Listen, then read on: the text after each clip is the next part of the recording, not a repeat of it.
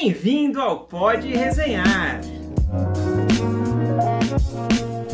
Vamos falar de uma resenha que todo mundo gosta aqui hoje, que é Lendas do Universo DC Novos Titãs, volume 21.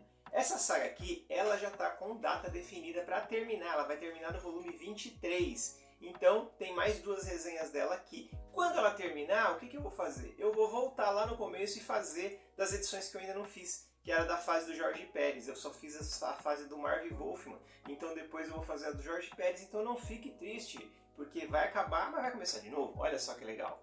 Mas antes de começarmos a nossa resenha, eu quero pedir para você curtir esse vídeo, compartilhar com seus amigos, se inscrever no canal e acionar o sininho para receber todas as novidades. E também dar uma olhada nos nossos vídeos antigos. A gente tem mais de 300 vídeos aqui no canal, tem entrevistas bacanas, tem lá os nossos podcasts que a gente gravava ao vivo. Então vamos lá para a resenha de Novos Titãs, volume 21 da Lendas do Universo DC.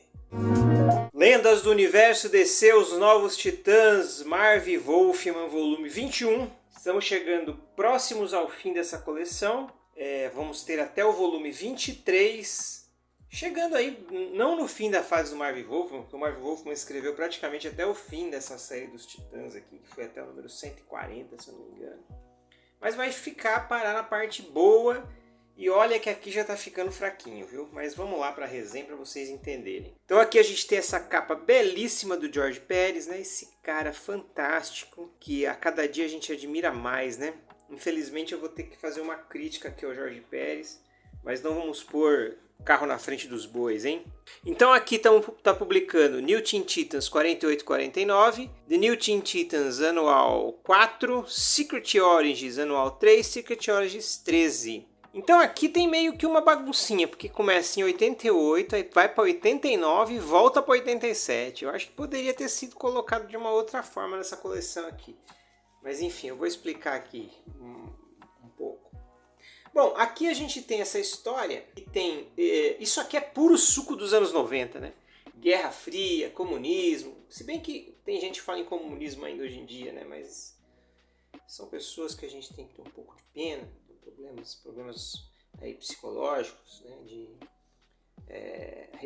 enxergar a realidade e tal, mas enfim.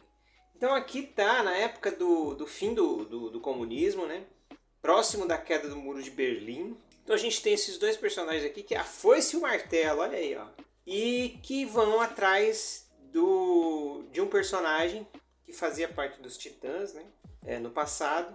Mas aí daqui a pouco ele aparece. Então temos aqui de novo Marv Wolfman, esse cara que escreveu incansavelmente os Titãs, Eduardo Barreto nos desenhos, Romeu Tangal na arte final e Adrienne Roy nas cores. Essa era a galera que escrevia os Titãs aqui, nessa época. E temos esse personagem aqui que, olha, eu sinceramente não sei de onde que ele saiu, não lembro, mas pode ser problemas da minha memória, mas eu não consegui... Não tive tempo também de ver de onde ele veio, mas enfim, ele está aqui nos laboratórios Star. E lá está a Foice e o Martelo atrás do nosso amigo Estrela Vermelha. Olha ele aqui, ó. Olha só porque que eu não lembrava. É uma história, eles estão remetendo aqui a uma história de Lendas do Universo DC, os Novos Titãs 3. Então, né, o grupo mudou desde a última vez que esteve aqui. Eu conto mais tarde, então... Tá aqui o Estrela Vermelha, que é um herói russo. Eles falam ainda em União Soviética aqui, né? Não tinha ainda desmembrado, né? Nessa época existia, para quem não passou por, não é dessa época, existia a União das Repúblicas Socialistas Soviéticas, que eram vários países ali que foram unidos pela força bruta ali da Rússia, né? Então tinha a Rússia, Cazaquistão, Uzbequistão, todos os que estão ali no leste europeu faziam parte da União das Repúblicas Socialistas Soviéticas. E que depois da queda do Muro de Berlim, né, com o fim da Guerra Fria, foram se desmembrando e virando os países que a gente conhece hoje. Ainda tem esses problemas aí da Rússia com a Ucrânia, por exemplo, né, por causa do gás natural, mas aí não vamos falar de geopolítica hoje não, vamos falar da historinha. Eles vão atrás do Estrela Vermelha e os Titãs tentam impedir, que é uma história em duas partes, em que esses dois heróis aí têm uma missão de prender o Estrela Vermelha. Aqui está a capa das duas edições. E aquele personagem que está lá no começo da história, ele some de repente. Do nada ele some. A história passa a tratar só do Estrela Vermelha e da história do Estrela Vermelha e da Foice do Martelo aqui. O que acontece? Tem um fim aqui, mas aí tem mais uma página. Não entendi se a história original era assim mesmo. Com o Cyborg resolvendo lá o esquema lá do namoro dele. E aí o que acontece aqui, ó?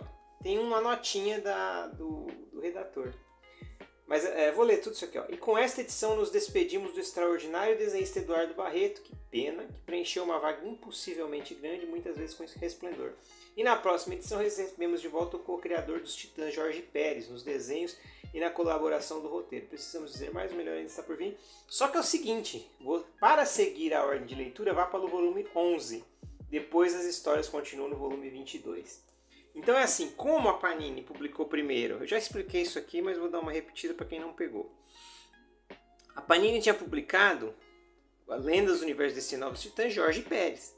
Então, quando chegou na fase que o Jorge Pérez tinha saído, eles pularam tudo e foram para a fase do Jorge Pérez. E aí quando voltou para Lendas do Universo DC Novos Titãs, Marv e Wolfman, eles retomaram de quando o Pérez saiu e agora alcançaram a fase do Pérez. Aí temos esse anual aqui.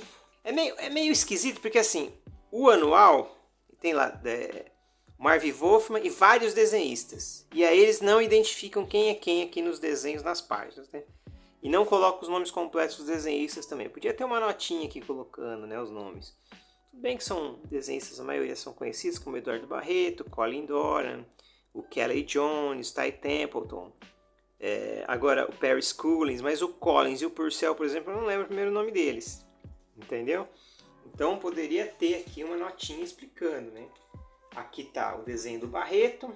Tem um aqui que dá para saber quem é certinho, porque é o Kelly Jones. E ele já está com aquele desenho mais característico dele, né? Com aquelas sombras que ele faz, o jeito de desenhar aqui, dá na cara para você ver que é o Kelly Jones, né? Que vem e desenha até aqui. Mas os outros é mais difícil de você identificar. E é uma história que tem um cara que está dentro do sonho e a Ravena combate esse cara. E aí, meus amigos, tem toda essa história do sonho e tal, beleza, não vou estragar aqui as surpresas, né? Depois tem uma historinha engraçadinha aqui, com desenhos do Chuck Fiala na arte, que é uma história da Torre Titã, como se a Torre Titã tivesse vida, né? Eu achei assim, o Marv Wolfman, aqui tinha que ter sido Kate Giffen escrevendo. Ia ser muito mais engraçado. O Marv Wolfman tenta ser engraçado aqui, mas não é. E aí a gente tem essa outra história, que é, olha aqui, ó, a história anterior à capa é essa, né? A capinha do Jorge Pérez. E aí a gente tem essa história aqui, que é do Secret Origins, que era a revista com as origens secretas lá que a DC lançava. E esse aqui é um especial, o Secret Origins anual, de 80 páginas, só com os Titãs. E aí você tem aqui Pérez, tal, né, como chamariz. Mas, o que acontece com essa história? A história, ela é de novo sonho. Então, na sequência, duas histórias de sonho. O Dick Grayson começa a sonhar com esse cara de capuz aqui e tal. E ele começa a reviver vários momentos da história dos Titãs. Desde lá da turma Titã, Titãs da Costa Este, Costa Oeste. Até chegar na fase que era do Pérez e do Wolfman. É uma homenagem à carreira dos Titãs. Até aí tudo bem, né? Não tem problema nenhum. Mas é uma história muito carregada de texto, muito arrastada, cansativa. Eles fazem uma baita homenagem na Turma Titã, porque eles resgatam um personagem que é o Antítese, que foi um dos primeiros, esse gárgula aqui. E o Antítese, que foi o primeiro vilão das histórias da Turma Titã lá no começo de carreira e tal. E resgatam aqui o Gabriel, que é o Arauto, e a Abelha, que eles são namorados. A Lilith também é resgatada aqui e tal. Aí ele fala que expulsou o Danny Chase, mas aqui a gente teve as histórias com o Danny. Bom, enfim, aí vira aquela zona, né? Aqui aparece a Troia, que quem não leu as primeiras edições de Jorge Pérez não vai saber que a Moça Maravilha trocou de identidade para Troia. Mas pelo menos aqui, ó, eles colocaram quem desenhou o quê, tá? Só que o que foi ruim nessa história? O roteiro é do Jorge Pérez, foi escrito pelo Jorge Pérez. Então eu acho que o Jorge Pérez aqui nessa época não fez um bom trabalho. Embora na sequência ele tenha escrito A Mulher Maravilha, e que é um trabalho fenomenal de desenho e de roteiro dele. Mas aqui realmente precisava ter alguém dado uma mão pro Jorge Pérez aqui, porque a história é muito arrastada, muito cansativa. E aí a gente vem para a melhor história da edição, que é a Origem Secreta do Asa Noturna, que é desenhada, que tem o roteiro Dan Mishkin, um roteiro muito bem escrito, muito bem redondinho. Sim, essa aqui é uma história de origem muito bem contada. E é naquela época que o Dick Grayson estava lá em Tamarã, no casamento da Coriander, e tá o Jericó aqui junto com ele, né? Putz, cara, que desenho bom. E o desenho é do Erik Larsen. E não tem aquele estilão ainda do Erik Larsen. E tem a arte final do Mike DeCarlo. Então assim, não tem aquele estilo característico do Erik Larsen, mas tem uma narrativa excelente, né? O Erik Larsen é um baita de um desenhista, né? Arrisco a dizer que daqueles que saíram da Marvel para fundar a Image, o Larsen era o melhor deles. O pessoal fala muito de Jim Lee e tal, mas o Larsen dá de 1000-0 no Jim Lee, né? Então aqui tem uma história de origem muito bacana, passa por todas as fases do Robin, dele se transformando em Asa Noturna e tudo mais.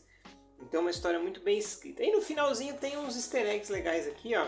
A Torre Titã, aqueles esquemas que a gente gosta, igual quando tem o Quarteto Fantástico, o edifício Baxter, não sei o que. Então tem aqui a Torre Titã. Tem aqui um resumo da história dos Novos Titãs, que é bem melhor que a história do Jorge Pérez, esse resumo aqui. Que é exatamente o que aconteceu na história do Jorge Pérez. Poderia ser uma história mais curta. Se fosse mais curta seria legal. E aqui uma ficha da abelha. Da personagem abelha que a gente viu lá na história. É legal que aqui tem a arte do Pérez, tanto na abelha, tanto com essa daqui dos Titãs. Imagina um pôster desse daqui dos Titãs desenhado pelo Pérez. Coisa magnífica, né? Então... é isso, essa aqui é uma das edições mais fracas da série, na minha opinião, até agora. Tem aí tem uma história legal, as outras não são tão boas. Mas assim, a gente está fazendo a coleção, vamos terminar, né? Faltam só mais duas e a gente vai fazer aí todas as resenhas. E eu prometi aqui para vocês, vou cumprir no futuro, quando terminar essa série eu volto para fazer as 13 primeiras edições da fase do Jorge Pérez. Tá bom? Gostaria de agradecer a todos que viram esse vídeo. Gostaria de lembrar que a gente tem uma campanha no Apoia-se, apoia.se/podebater, onde você pode nos apoiar com valores entre R$2 e R$10. Lembrando que os apoiadores do Pode Debater têm uma vida muito mais longa do que as pessoas normais. Então eu gostaria de agradecer aí aos nossos longevos apoiadores, Alexia Bassi, Carlos Eduardo Salvador, Cláudio Gonçalves, Daniel Bendazoli e Bárbara Jode. Muito obrigado pelo apoio de vocês e até a próxima!